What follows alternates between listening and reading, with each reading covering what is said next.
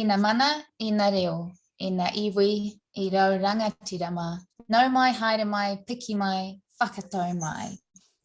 So let's start our hui today with a karakia. Kia hora te marino, kia whakapapa pauna mo te moana.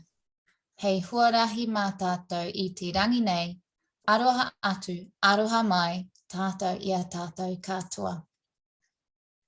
Kia ora koutou katoa, kua haere mai nei ki tēnei hui huinga, I tēnei rā, ki te ako, ki te kōrero me te whakawhanaunga hoki.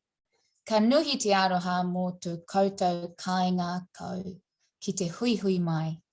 So really warm welcome to all of you and thank you so much for joining us today to learn, to discuss and connect over our kaupapa o te rā, really the how, the what, the who of a fundraising strategy. Ko Ronya Ivers tōku ingoa, he kai whakahaere kaupapa ahau ki Hui Community Aotearoa. My name is Ronya Ivers. I'm one of the project managers at Hui Community Aotearoa.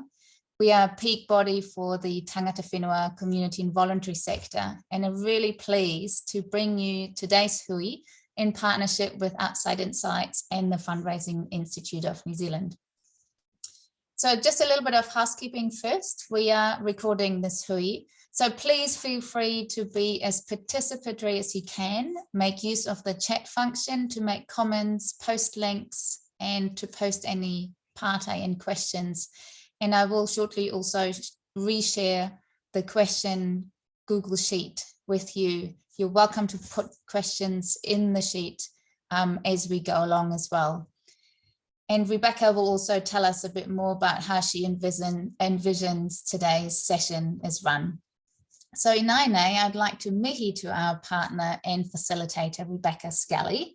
So Rebecca is a strategy expert, director and founder of Outside Insights, a strategy consultancy for not-for-profits, and fellow of the Fundraising Institute of New Zealand.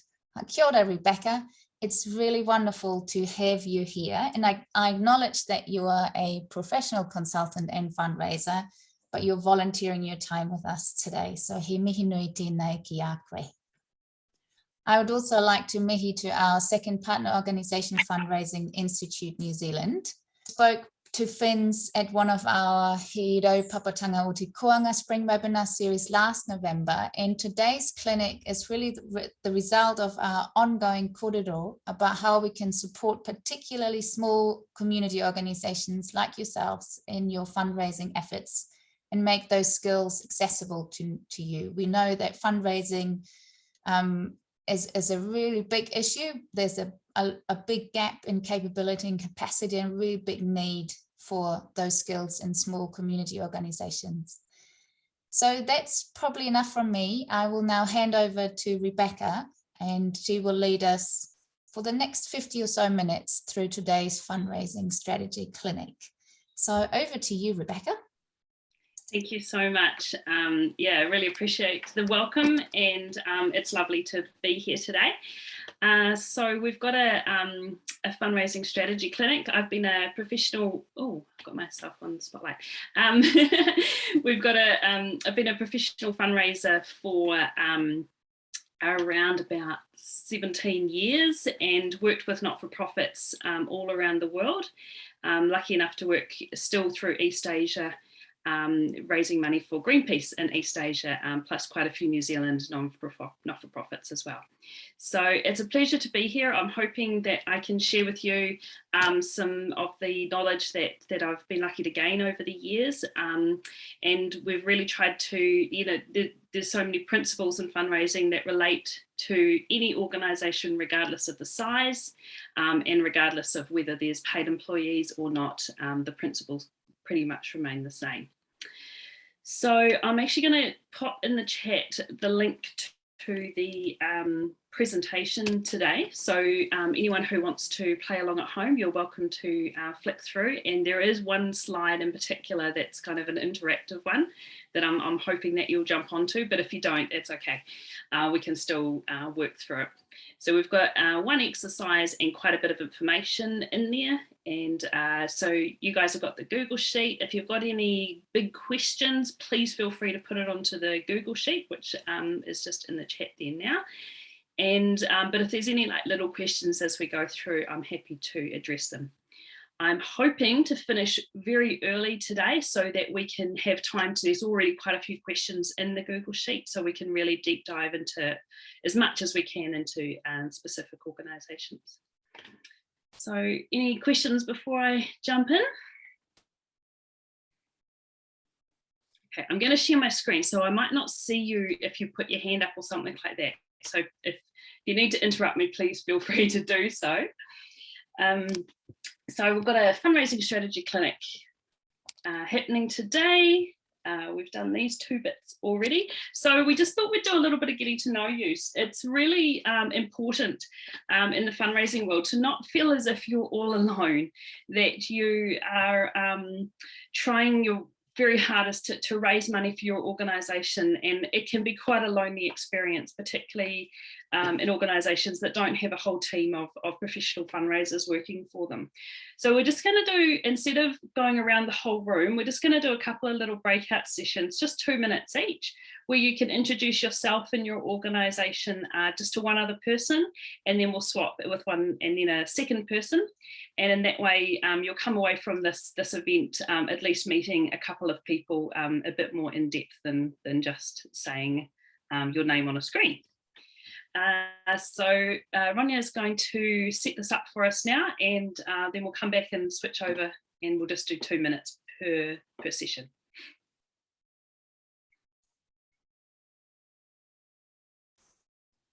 That was fun to meet a couple of people, I must admit. Yeah. I'm interested in Olivia's organisation, Parents for Climate Aotearoa. I'll have to see if I can connect with you later. A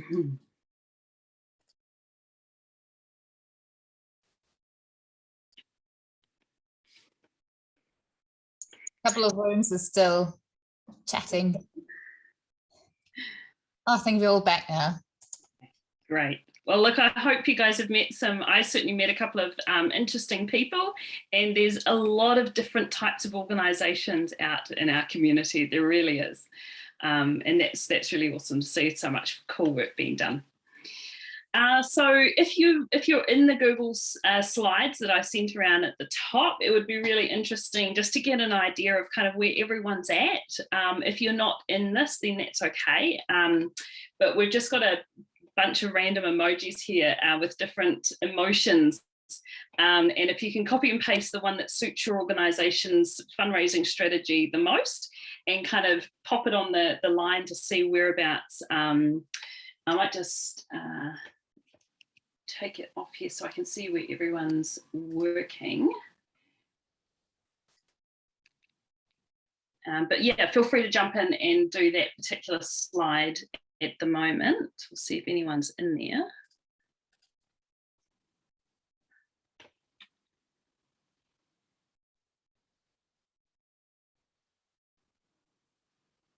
Oh, heart on it. Someone's pretty happy.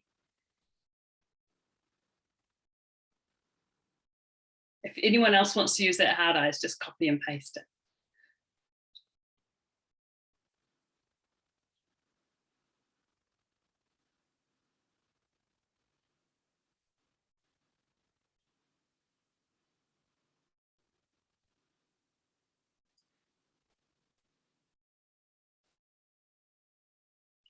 Few more people working on it. Feel free to put your one in when you're ready, and we can keep going. But essentially it's really interesting to see like most people that I've been speaking to, and I think that you're in this clinic because you've either not got a fundraising strategy, or you've got a very one that's focused on grant writing. And potentially looking to diversify away from that, or in addition to that, to open up some new streams of income. So hopefully everyone's on that sort of page. So getting into the guts of this a little bit more, there's this person he's passed away, but he wrote the very first book on relationship fundraising.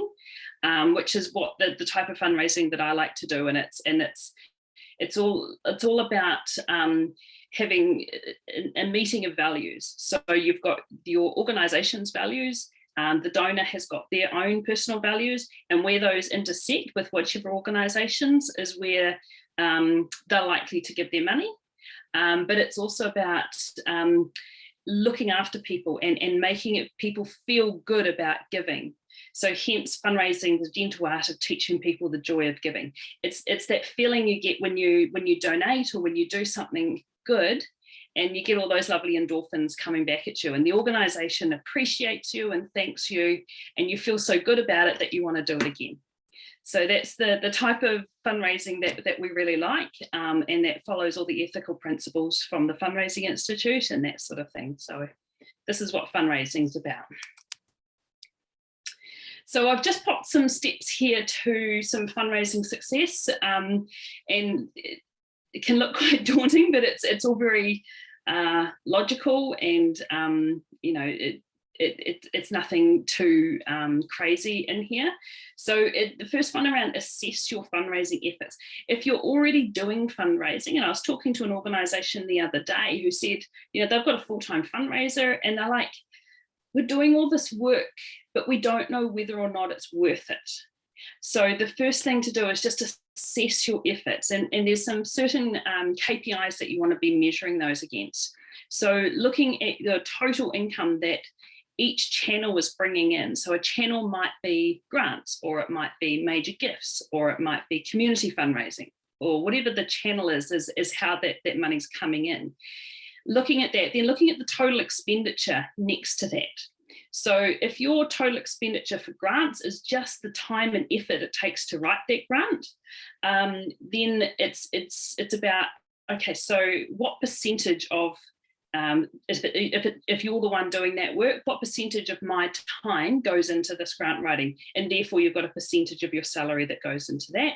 If anyone else is contributing to that application, then obviously there's a percentage. You wouldn't do this for every grant, but you do it at the start of the year to have a look at what are my different channels? How much time do I spend doing these different things? So therefore, how do I divide up that salary? Assuming that you're a paid salary position. If it's volunteer, then obviously there's not a monetary amount that is put next to that. So once you've got your gross income, your gross expenditure, pretty easy to work out your net income from that, and then your return on investment, which is of course your net income divided by your expenditure. So you're looking for those sorts of things. And if you can do that for all of your different channels, even if you've only got a couple, you can at least see, okay, well, I can see that the community fundraising we're doing, perhaps it's quite heavily events-based, perhaps. And therefore, even though it's raising a good amount of money, it's actually also costing you a good amount of money as well. So you might find that there is less return on investment from that particular one, but there's a really good return on investment on this other channel. So that's what we mean by assess your fundraising efforts, and do it really with a critical eye, ensuring that all of that expenditure is covered that it costs you to bring in that money.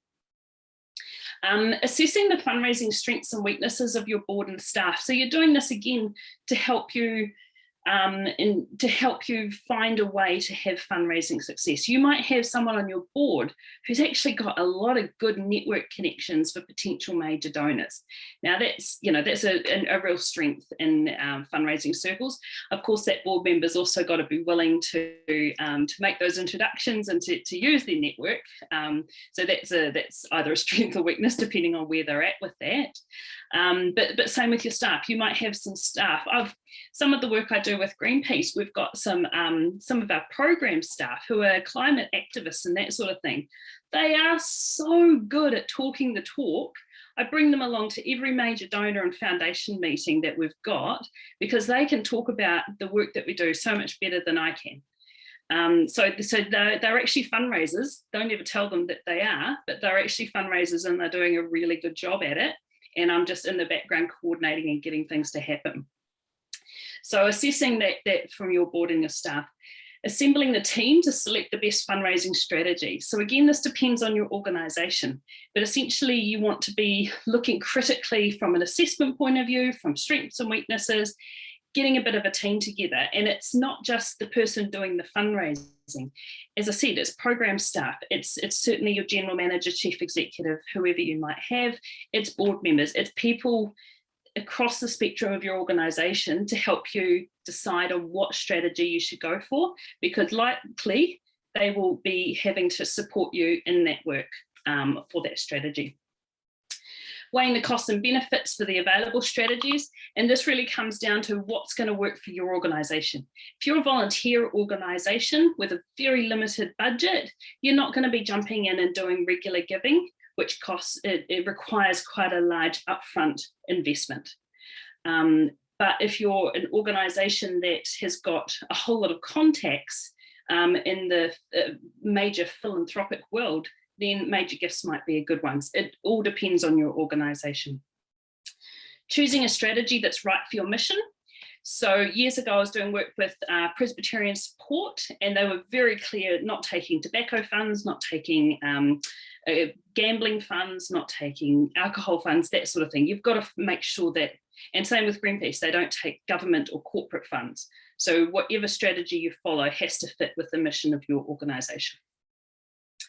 Setting fundraising goals that support your fundraising strategy. So we're going to go through a bit of goal setting in a minute, and then into objectives, and then strategies, and then tactics, and creating this master calendar to keep you on track. I'm a big fan of Trello. You can get a free version of Trello, which is a really cool project management board that you can just keep everything all together in one spot without losing it. And then measuring your progress and not being afraid to make some big decisions about whether or not you should keep doing something or drop something if it's not working for you. Okay, I'm going to keep going unless someone stops me, okay? Right, next one. So what does it look like? It's hard work. It's hard work, but it's extraordinarily rewarding. I've been doing some work with Alzheimer's New Zealand lately, and I've put a board paper up showing how much they can distribute to all of their member organisations this year based on money we raised last year.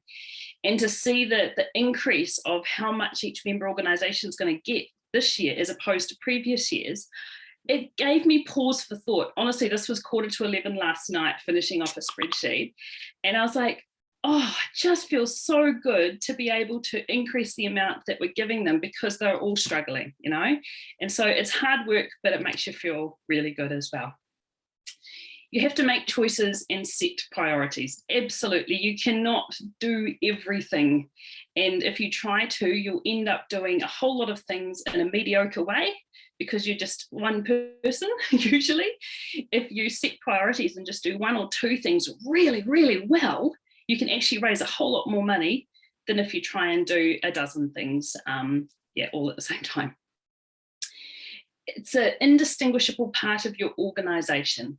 So saying that, so there's all sorts of sayings around fundraising, and ones that I've heard in the past is it's a necessary evil, or it's, you know, we have to do it, but we don't want to do it, so we don't really talk about it.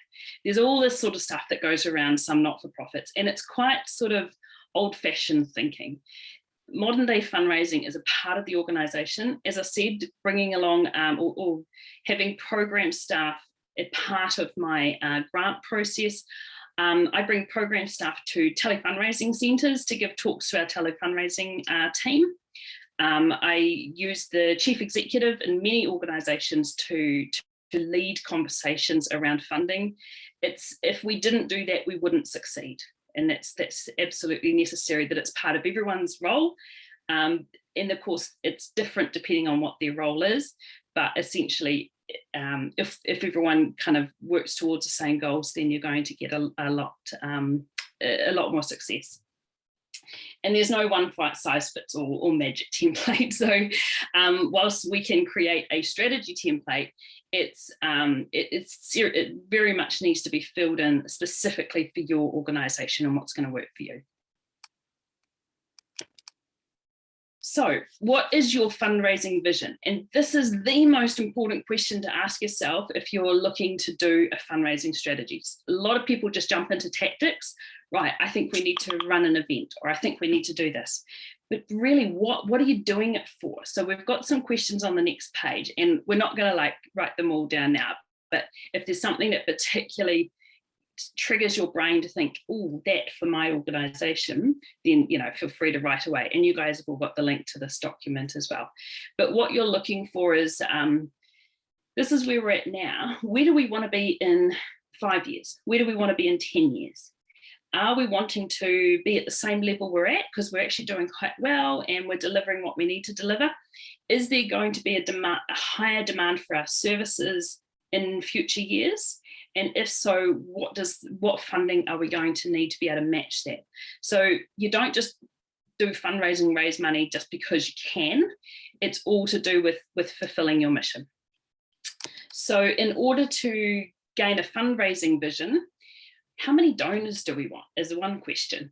And, you know, the more donors you have, the more administration, retention, and work that you have to do to keep them happy.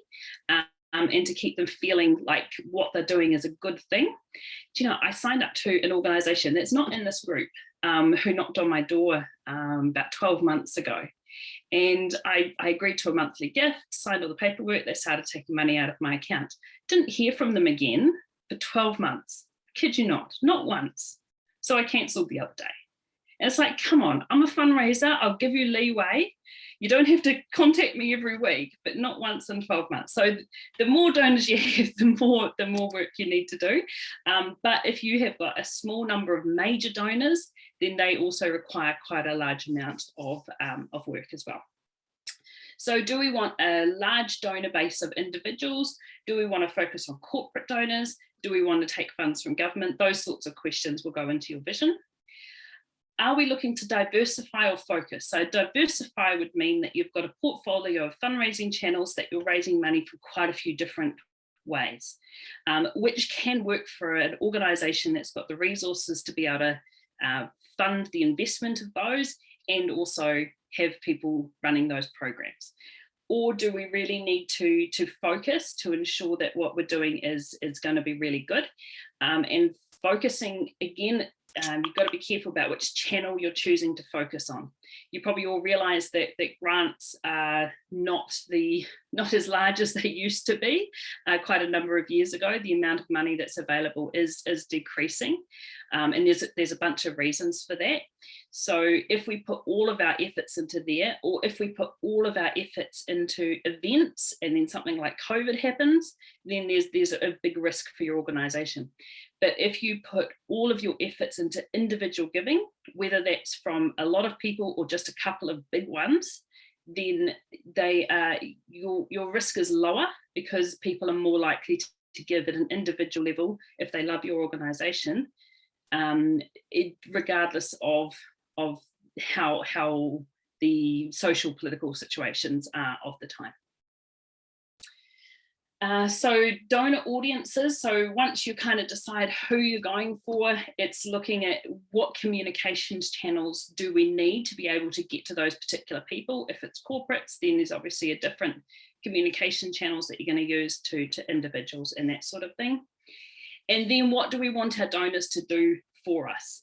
If you are more of an activist organisation, then you might actually be really benefit by having a whole lot of voices in terms of people signing petitions, people writing letters to MPs. You know, you might actually need a bit of a armchair activist based as part of your organisation, or you might have particular interest, perhaps you're targeting schools or something like that. So the more that you can get in terms of people volunteering to do some of your work, the better. So have a real think about it, because if someone is a donor and they're also a volunteer, they're much more likely to stay a donor for a much longer time as well. Okay, keep going. Sorry, I feel like I'm talking a lot, but I'm hoping it's helpful. So setting your fundraising strategy. So this is, you know, and I've just got the top line pieces in here. There is a a full fundraising strategy template that I've actually got on my website, so we can send that link to you later. It's a free ebook download. But I've just taken the kind of top, and there's 23, 24 things in that one, but I've just taken the top 6. If you're going to do something, then this is kind of what you want to do. So you want to have a look at that vision. So that's the big picture of why you're doing this work and what exactly are you going to be doing. So that's your big picture vision. And it's not likely to change year on year too much unless you are focused on events and it's COVID, or, unless there's something unusual that happened. Develop your case for support. Now, I've got a few more slides on this because it's quite an important part.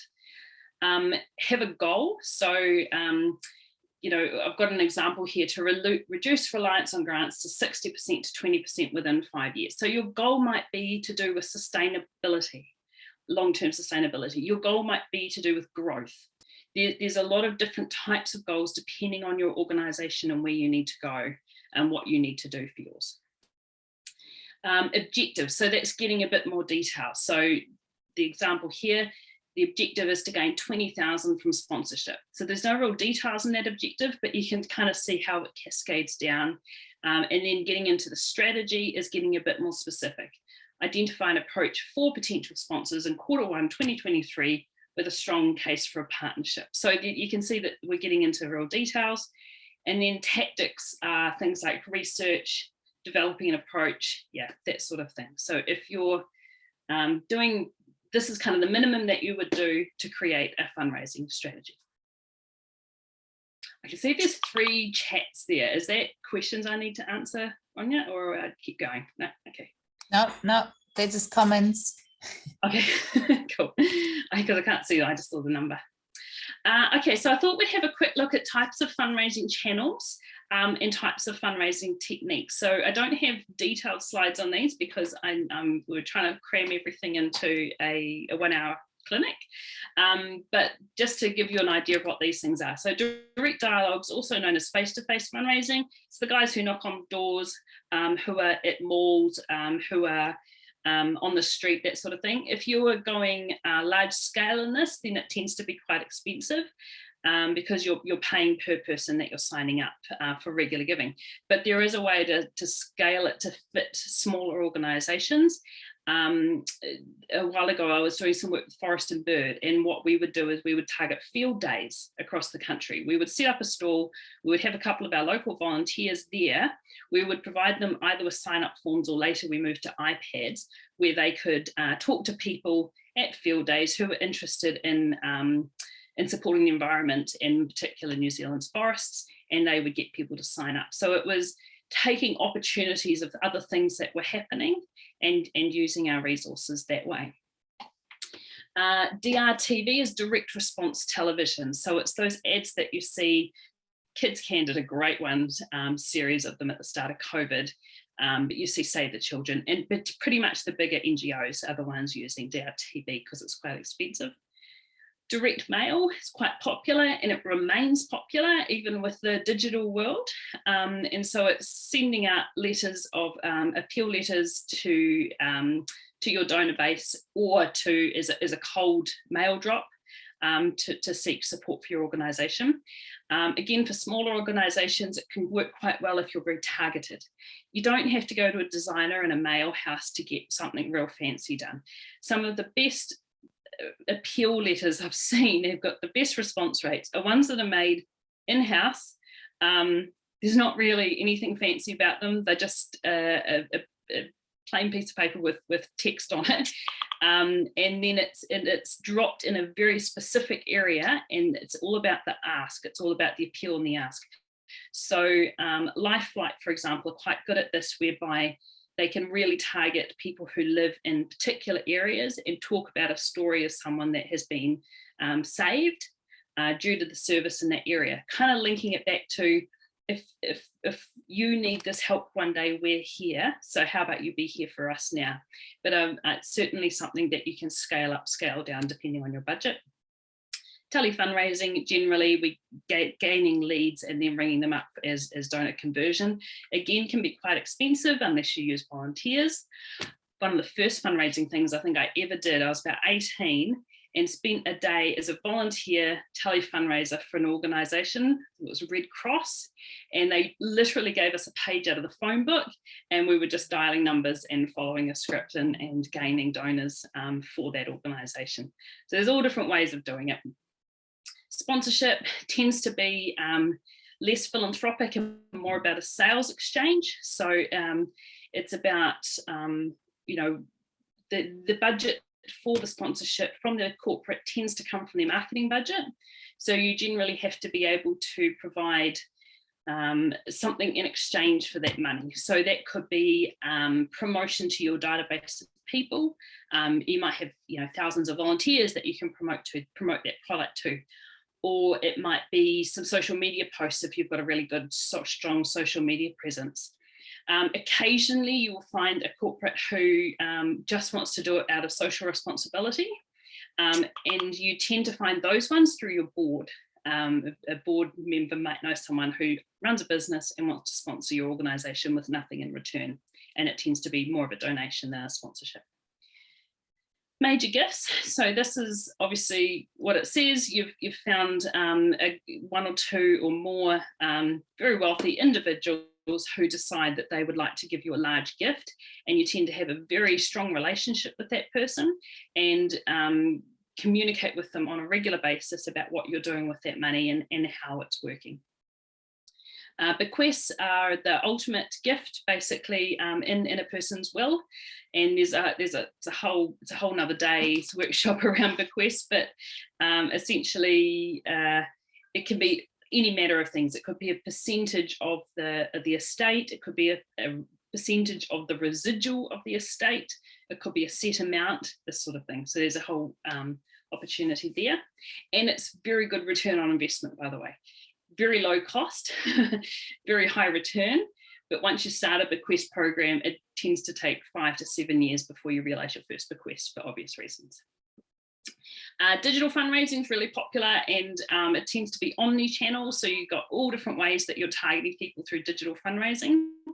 And again, it's this massive thing that we could talk about for a long time, but and it's scalable. So you can start with the very least with having a donation form on your website.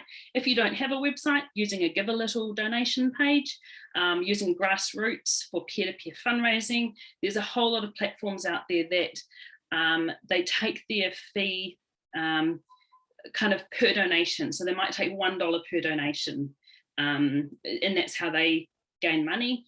And you gain money through not having to manage your own website or donation form. So, but if you are slightly bigger and you've got your own website, then there's opportunities galore there to do digital fundraising. Events, a lot of them having to turn online these days, but hopefully we're opening up a bit now and we can do more offline. They tend to be high cost. A lot of people say they're really good for promotion of the brand, which is great, but just have a really good think about why you're doing that event. And if it's to raise money, is this the best way to raise money for your organisation, or is doing something more around community fundraising or digital fundraising, which is a lot cheaper, actually going to bring you in more money? I love events, I really do, but I just find that there's not very many of them that actually bring in decent amount of income. And grants, I'm sure you guys will know about these, both philanthropic and statutory, depending on who you're going for. Time check, yep, we're all good. Fundraising techniques, so single gifts are just that, people who give you a one-off gift, and then it's about maintaining that relationship and not being afraid to ask for a second one. By the way, that's one of the first principle of fundraising is ask. People won't just randomly give to you because you're a nice organisation. You actually need to be asking. Regular giving is people who set up either a direct debit or a credit card to give on usually a monthly basis, a small amount very regularly, and that can be really good for sustainability because you can predict your income in the future years. Multi-step is when you first gain people's contact details without getting any money from them. gaining contact details. One we were doing at Alzheimer's recently is a brain health challenge, which is really awesome. People were doing a 14-day brain health challenge, which really fit with the organisation's mission to increase or to decrease as much as possible the prevalence of dementia in our society by increasing people's brain health and physical health.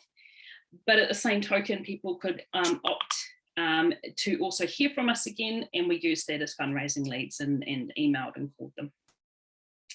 And then integrated fundraising omni-channel. So an example of this would be, you've got donors on your database, you start off by targeting them through social media, and then you send them a direct mail letter, and if they still haven't given you a donation, you follow it up with an email, and then another email, then an SMS, and then you might call them. So that's a pretty big sort of omni-channel, but you get the idea of where the larger organisations are going. And again, you scale it down or scale it up depending on your organisation. So Rebecca, I was just wondering, in terms of timing, do we have some time at the end where we can go through the questions? I think you've actually covered some of the questions in the document already by being quite detailed about the different channels. How's everybody feeling? You can do your thumbs up or... I think it would be helpful to have some of those questions answered. Yeah, I'm going to skip this one because we don't need to do this one. Case for support, I think, is really important. So give me a couple of minutes to go over this, and then we'll jump over to the questions. So the purpose of a case for support document is to really narrow down exactly why you're asking what you're asking. It's your elevator pitch, essentially, to your donors. And if it's really clear to you and others in your organisation, then it's much easier to do your fundraising job. So it's emotionally compelling, and it shows the vision for your organisation. If you would like to build one for your organisation, here's some steps that you can go through. And I've also added some examples from other organisations that share their case for support publicly that you can have a read of. So now it's questions. So let me stop sharing and I'll jump into the Google Doc.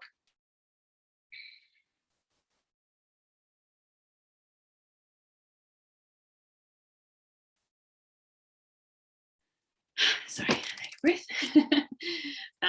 Okay, so is everyone in this Google Doc? Are there any other questions that you want to add before we start going through them?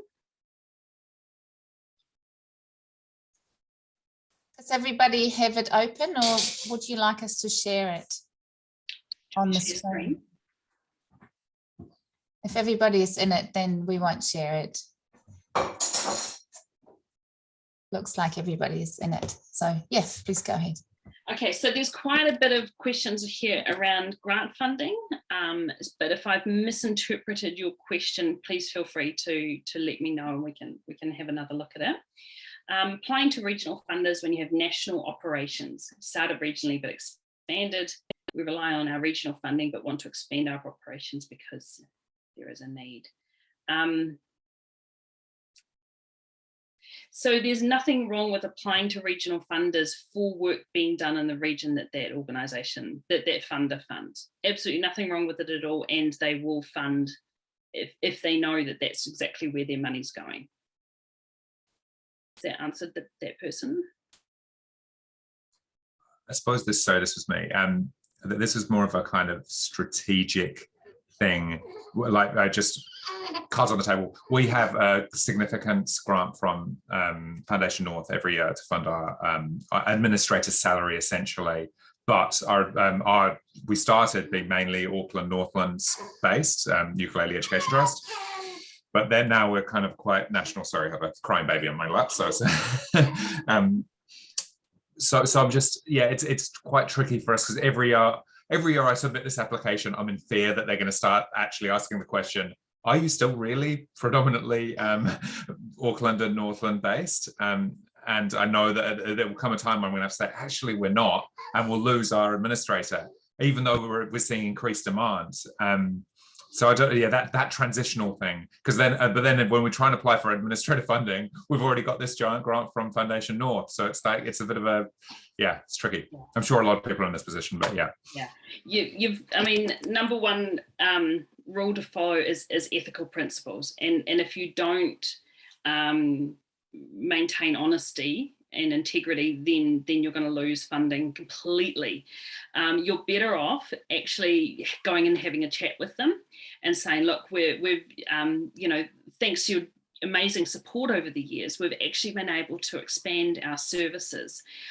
So it would be really good to be able to rejig the grant that you got us, that you're giving us, to be able to cover not only a portion of our administrator, but this and this and this, and so it stays in that region. And then looking for other funding to cover the rest of the administrator role in other parts of the country. But this is one of the problems with relying on grant funding as your sole source of income. I'm not sure that you are, is that if you lose that big grant, then you kind of screwed a little bit, you know, politely. Okay, let me jump into the So can I just say, there's just one thing, we did this with, and you can do a percentage, because I don't know what your charity is, but the percentage of your work, I'm sure, is predominantly Auckland. I don't know, but you can then just apply for a percentage of what you were getting, and then it is just for that part. But that's just what we did in my previous role. Okay, how to get funding for work currently done by volunteers. So there's definitely money out there for administration. Fundraising as such, it's a difficult one, but there are some funders who do understand the strategic significance of fundraising. Rata Foundation, which is very Canterbury based, are actually giving out grants at the moment for organisations to be able to develop a full fundraising strategy for their organisation. So there's definitely an understanding amongst grant funders that these things need to happen. What has been quite common for a lot of organisations is to put in their grant application and then in their budget include equivalent of 10% of what they're asking for as administration costs. And that certainly helps to cover that gap. And if there's any possibility of gaining some government funding for that from the whatever ministry that you guys might be working with, that can help as well. But the golden egg is the untagged funds. And that's where individual donors are absolutely brilliant, because they're the ones who tend to give untagged funds as long as you are continuing to make an impact with the work that you're doing. It's an organisation that's just starting its fundraising journey. Welcome. There are so many opportunities to test what's the pillars channels you should include and start with. So hopefully we've covered some of that today, and that so much comes down to your organisation. So have a look at those steps to fundraising success and see if you can answer it or you know, from the perspective of your organisation, and that's certainly going to help you to define what it is that you're going to do. And just start with one thing. If you try to do everything all at once, then you're setting yourself up for failure there. Best source of information, looking to identify potential funding sources. Now with this question, is this specifically around grants, or is this any funding sources at all?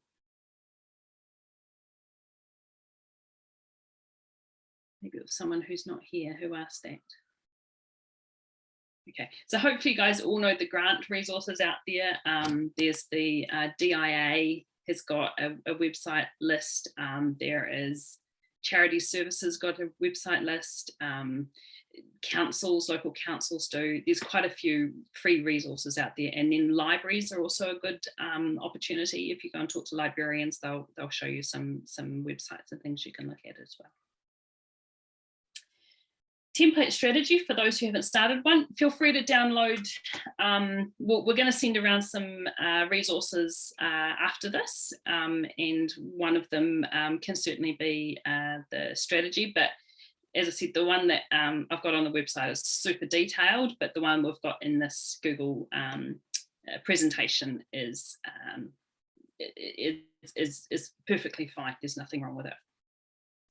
Does Rebecca think about outsourcing to an external grants professional? Is there a right time and place for a charity to transition from in-house to outsource? What are the pitfalls? I'm actually a big fan of outsourcing grants. It's administrative heavy. There are some people out there who are really, really good at writing grants, and they do it as freelancers, and they can either do it on a per hourly basis or per grant basis, that sort of thing. So it's not a huge financial commitment for your organisation, and it can free up an awful lot of your time. And the success rate of some of these professionals is really good, really good. It depends on the organisation and the what they're asking for, but it takes a certain type of person to be a really good grant writer. They tend to be quite a bit quieter than me. They tend to be very studious and, you know, just like sitting down and writing and telling a good story. And there's some wonderful ones. So I'm a fan of it because you can test it out, and if it works for your organisation, great. If it doesn't, it's something to easily bring back in-house. Tips for creating sponsorship packages for attracting commercial partners. Yeah, there's some great templates out there, but really it's all about your offering, because I don't even consider sponsorship philanthropic fundraising. It's very much an exchange of, instead of exchange of values, it's an exchange of opportunities around kind of marketing opportunities. So really having a critical look at what your organisation can offer and where your values sit, because no matter what sponsorship you go for, the brand of that sponsor has to fit the values of your organisation. So you're not going to be going to McDonald's for a school sponsorship, that sort of thing. But there are going to be, Forest and Bird, we had a great relationship with this organisation that did, who made humane pest traps that we could use around the country. And it was a perfect relationship for that organisation and for both of them. And of course, we were able to promote their product to an audience of thousands of volunteers who go out and do pest trapping in our bird sanctuaries and that sort of thing. So yeah, it's really, we can find some good examples of sponsorship packages that we can share as part of the resources afterwards. But just have a good think about what you can offer and what type of organisation you'll want your brand associated with. And don't sell out too cheap. Kia ora, Rebecca. No reira, unfortunately, this is all what we have time for today. It's 2 minutes to 1. So I just wanted to, to really mihi to you again, Rebecca, for your wealth of knowledge that you've shared with us and for your time today and your generous time today sharing everything around fundraising strategy, the A to Zs of fundraising strategy in an hour. Wow. So I'm hoping that all of you who participated today, you found that helpful. We mentioned that we will send some resources through to you via email over the next 1 or 2 days, and we'll also ask you for feedback, because this is one of hopefully 3 fundraising strategy clinics that we're running, and we really want to know whether you found this format useful or perhaps a different format might be useful for the next 2. So please take a couple of minutes to provide feedback. So I will then finish us off with a karakia, close our meeting with a karakia. Kia tau tō rangimārie ki runga i ngā iwi o te ao. Tēnā koutou, tēnā koutou, tēnā koutou katoa. Kia ora, everybody.